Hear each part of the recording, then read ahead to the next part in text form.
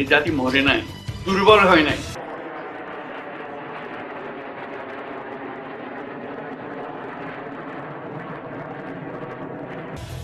আসসালামু আলাইকুম, সবাইকে স্বাগত বিডি টাইমসের। বাংলাদেশ দুর্বল নয়, বাংলাদেশ ভীতু নয়, শত্রুর চোখে চোখ রেখে কথা বলার নামই শক্তিশালী পুরুষ। একের পর এক বাংলাদেশকে আক্রমণ করা, কখনো সংখ্যালঘু ইস্যুতে, আবার কখনো বিভিন্ন গণমাধ্যমে। ভারতের রাজনীতিবিদরা পর্যন্ত বাংলাদেশকে প্রতিনিয়ত হুমকি ধামকি দিয়ে যাচ্ছে, কিন্তু এসব হুমকিতে যে বাংলাদেশ ভয় পায়নি তারই প্রমাণ এখন দৃশ্যমান। ভারতের সীমান্তে ঘেঁষা, ভারত থেকে মাত্র 12 কিলোমিটার দূরে এশিয়ার দ্বিতীয় বৃহত্তম বিমান ঘাঁটি তৈরি করতে শুরু করেছে বাংলাদেশ। একই বলে দাঁত ভাঙা জবাব, একই বলে সিংহ পুরুষ। প্রশ্ন হলো, ভারতের সীমান্তে কিভাবে এত বড় বিমান ঘাঁটি তৈরি হলো, আর এই বিমান ঘাঁটি সম্পূর্ণভাবে চালু হলে ভারতের জন্য কতটা ভয়ঙ্কর পরিণতি ডেকে আনবে। এই বিষয়গুলো নিয়ে আলোচনা করব আজকের এই ভিডিওতে। আশা করি ভিডিওটি শেষ পর্যন্ত দেখবেন। আর হ্যাঁ প্রিয় দর্শক, আমাদের আগের চ্যানেলটি ক্ষতিগ্রস্ত হওয়ার কারণে আমরা এই নতুন চ্যানেলটি নিয়ে কাজ করছি, তাই আপনাদের সাবস্ক্রাইব এবং সহযোগিতা কামনা করছি। Exercise scenario. Enemy forces which has crossed the Romanian national border. দীর্ঘ যুগের পর যুগ বাংলাদেশের সামরিক শক্তি যেন থমকে ছিল। উন্নত মানের কোনো সামরিক অস্ত্র বাংলাদেশ সামরিক বাহিনীতে যুক্ত হয়নি, হয় ভারতের বাধার কারণে, না হয় সরকারের লুটপাটের কারণে।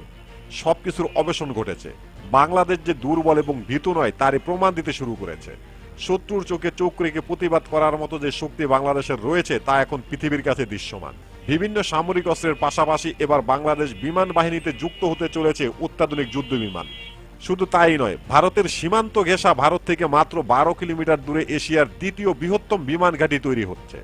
এই বিমান ঘাঁটির মাধ্যমে ভারতের কলকাতা, আসাম, মেঘালয়, মণিপুর সহ 7 স্টার্সের উপরে পুরোপুরি নজর রাখতে পারবে বাংলাদেশ বিমান বাহিনী। শুধু তাই নয়, সীমান্তের ওপারে থাকা শিয়াল, শকুন, হায়না এবং নেকড়েরা যেন বাংলাদেশে আক্রমণ করতে না পারে তারও যত ব্যবস্থা নিতে পারবে এই বিমান ঘাঁটি থেকে।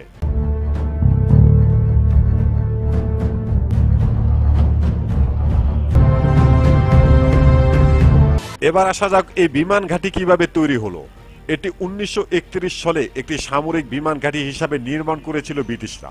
দ্বিতীয় বিশ্বযুদ্ধের সময় 1939 থেকে 1945 সাল পর্যন্ত মিত্র বাহিনী বার্মা, বর্তমান মিয়ানমার এবং দক্ষিণ পূর্ব এশিয়ার অন্যান্য দেশ তাদের অপারেশনের জন্য এই বিমান ঘাঁটি ব্যবহার করেছিল। দ্বিতীয় বিশ্বযুদ্ধের সময় বিভিন্ন দেশ এই বিমান ঘাঁটিটি ব্যবহার করার কারণে এই ঘাঁটিটি অনেক দীর্ঘ এবং অনেক বড় করা হয়েছিল। এরপর বাংলাদেশ স্বাধীন হওয়ার পর কোনো সরকারের পক্ষে সম্ভব হয়নি এই বিমান ঘাঁটিটি পুনরায় চালু করা, কারণ বেশিরভাগ সরকারই ছিল দুর্নীতিবাজ এবং ভারতের দালাল। বাংলাদেশের কোনো সরকারই উল্লেখযোগ্যভাবে বাংলাদেশ সামরিক বাহিনীকে নিয়ে কাজ করেনি।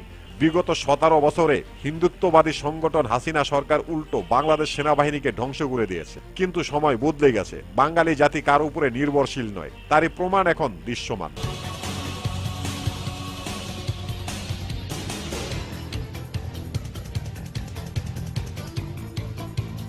ইতিমধ্যে ভারতের গণমাধ্যমে অসংখ্যবার প্রচার করেছে বাংলাদেশের অন্তর্বর্তীকালীন সরকার ডাক্তার মোহাম্মদ ইউনূস ফ্রান্সের কাছ থেকে অত্যাধুনিক যুদ্ধ বিমানের চুক্তি করেছে, জানিয়ে তারা খুবই ভীতু এবং আতঙ্কে রয়েছে।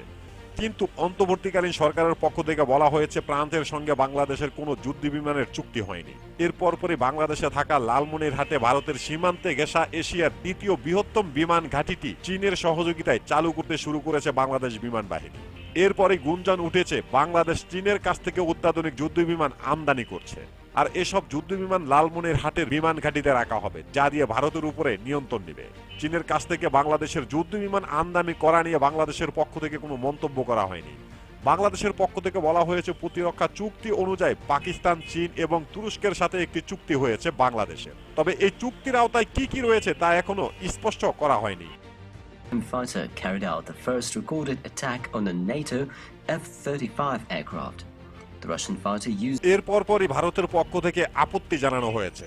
ভারতের পক্ষ থেকে বলা হয়েছে কোনো দেশের সীমান্তের এত কাছে কোনো সামরিক বিমান ঘাঁটি এলাও নয়। বাংলাদেশের পক্ষ থেকে বলা হয়েছে এই বিমান ঘাঁটির মাধ্যমে বাংলাদেশ নিজেদের নিরাপত্তা রক্ষা করবে, কারো জন্য হুমকি তৈরি করবে না, কিন্তু বিমান ঘাঁটি তৈরি হবে।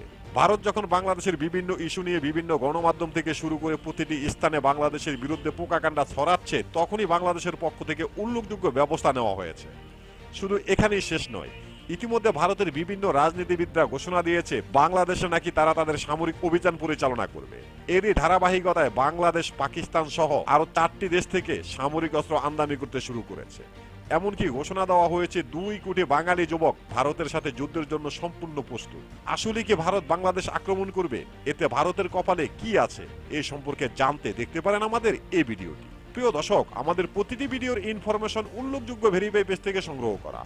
এরপরও যদি ভুল হয়ে থাকে তাহলে অবশ্যই কমেন্ট বক্সে জানিয়ে দিবেন। এখানেই শেষ করছি আমাদের আজকের প্রতিবেদন। আল্লাহ হাফেজ।